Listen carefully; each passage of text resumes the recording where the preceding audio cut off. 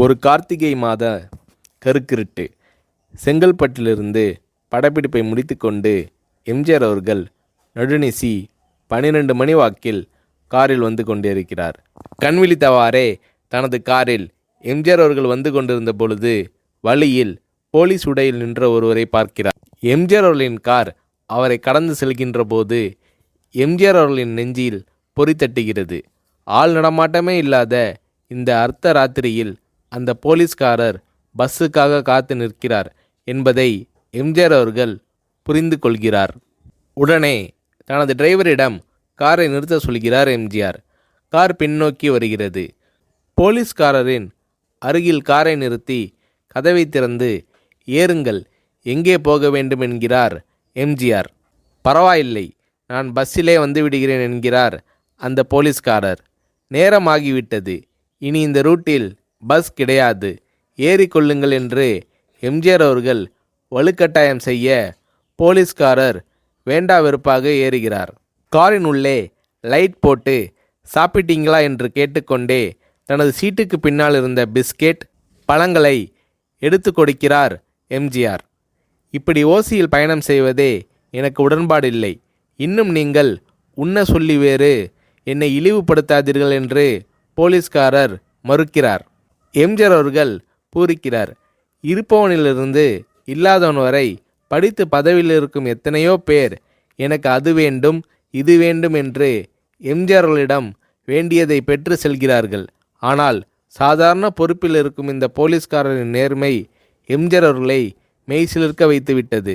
எம்ஜிஆர் அவர்களின் கார் கத தூரத்தில் வந்து கொண்டிருந்தாலும் காரின் நிறத்தையும் ஒளியையும் மனம் கமலும் ஓடிக்கான் வாசனையையும் வைத்து இது எம்ஜிஆர் அவர்களின் கார் என்றும் கார் சென்ற தடத்தை தொட்டு வணங்குகின்ற அளவுக்கு புகழுடன் திகழ்ந்த நேரம் அது. அரை மணி நேரம் கார் சென்று கொண்டிருக்கிறது. ஆனால் அதுவரை எம்ஜிஆர் அவர்களை பற்றி பெரிதாக போற்றி புகழ்ந்து பேசாமல் அந்த போலீஸ்காரர் வந்ததே புரட்சித் தலைவர் எம்ஜிஆர் அவர்களுக்கு அந்த போலீஸ்காரர் மீது மரியாதையை கூடுதலாக்கியது. நான் தான் எம்ஜிஆர் என்கிறார் எம்ஜிஆர். கேள்விப்பட்டிருக்கிறேன் என்கிறார் அந்த போலீஸ்காரர். பொன்மனச்செம்மல் எம்ஜிஆர் அவர்களின் முகத்தில் கோபம் இல்லை, பதிலுக்கு பொன்முறுவல் மலர்கிறது. என் படங்களை பார்த்து இருக்கிறீர்களா என்று கேட்கிறார் எம்ஜிஆர். நான் சினிமாவே பார்ப்பதில்லை என்கிறார் அந்த போலீஸ்காரர். புரட்சித் தலைவர் எம்ஜிஆர் அவர்கள் இன்னும் பிரமிக்கிறார். இப்போது கார் சத்தத்தை தவிர ஒரே நிசப்தம்.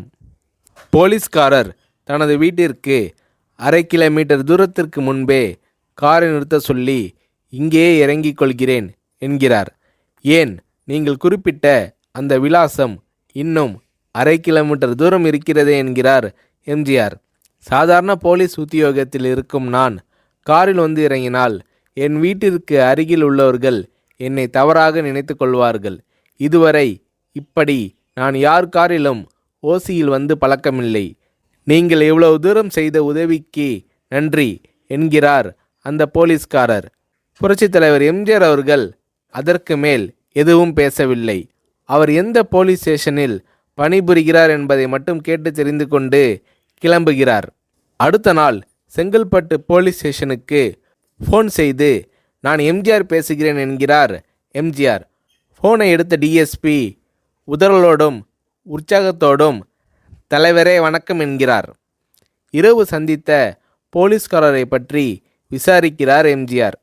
அந்த டிஎஸ்பி சொல்கிறார், நீங்கள் குறிப்பிடும் அவர் இன்று விடுப்பில் இருக்கிறார்.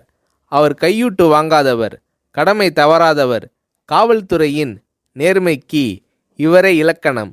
வெற்றிலை பாக்கு, பீடி, சிகரெட் போன்ற போதை வஸ்துக்கள், நாடகம், சினிமா போன்ற பொழுதுபோக்கு அம்சங்களையெல்லாம் இவர் அறியாதவர்.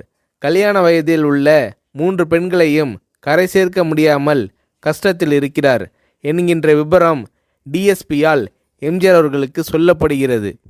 அவரை நாளை என் தோட்டத்திற்கு வர சொல்லுங்கள் என்கிறார் எம்ஜிஆர். கேட்டுக்கொண்ட டிஎஸ்பி உங்களோடு ஃபோனில் ஆளுக்கு ஒரு வார்த்தை பேச இன்ஸ்பெக்டர், சப் இன்ஸ்பெக்டர் உட்பட எல்லோரும் ஆசைப்படுகிறார்கள். ஃபோனை அவர்களிடம் கொடுக்கலாமா என்கிறார். எம்ஜிஆர் அவர்கள் கொடுங்கள் என்கிறார். பேசுகிறார். அந்த போலீஸ் ஸ்டேஷனே புண்ணியம் பெற்றதாக மகிழ்ச்சி அடைகிறார்கள் அந்த போலீஸ்காரர்கள். மறுநாள் அந்த போலீஸ்காரர் ராமவரம் தோட்டத்திற்கு அழைத்து வரப்படுகிறார்.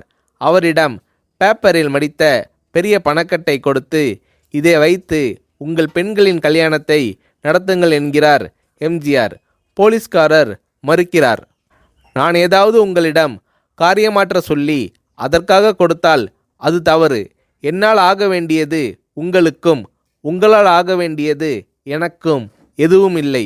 நான் உங்கள் கூட பிறந்த ஒரு சகோதரனாக நினைத்து கொடுக்கிறேன், பெற்றுக்கொள்ளுங்கள் என்று சொன்ன பிறகு கேட்டும் கூட கிள்ளி கொடுக்காத கனவான்கள் வாழும் இந்த உலகில் ரோட்டில் நின்றவனை அழைத்து சென்று அள்ளி கொடுத்த எம்ஜிஆர் அவர்களின் கருணையில் நெகிழ்ந்து போய் பெற்றுக்கொள்கிறார் அந்த போலீஸ்காரர்.